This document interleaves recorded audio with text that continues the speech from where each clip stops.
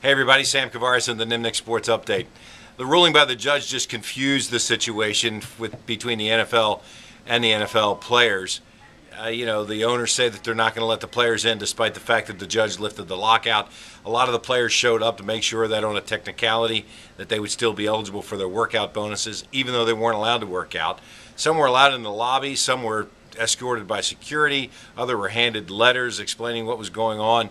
The owners expect the judge to clarify that ruling and to get some sort of injunctive relief from the St. Louis appellate court in an appeal. So it goes round and round with the lawyers and all that other stuff. As of right now, though, no practices, no lockouts. Thursday is the draft, which means that still those rules are going to apply. No player swaps, only picks, and it'll be a very kind of surreal thing Thursday. By the way, the Jaguars are expected to pick around 10 o'clock with that 16th pick. Magic win Game 5, kind of expected.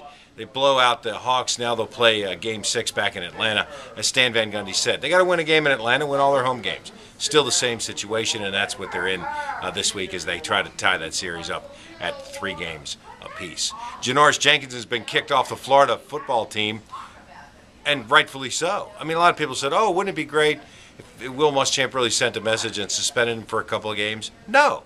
When the guy is found with marijuana, a big blunt in his car for the second time in 3 months, he's got to go. I mean, he's gone. So he won't be able to be a senior, and they probably enter the supplemental draft if there is such a thing in the National Football League this year. I miss anything? Tiger, that's right. Tiger Woods may not play in the Players, but he might. He says that his left knee was injured in the 3rd round at Augusta. We think it was at 17 where he torqued it a little bit.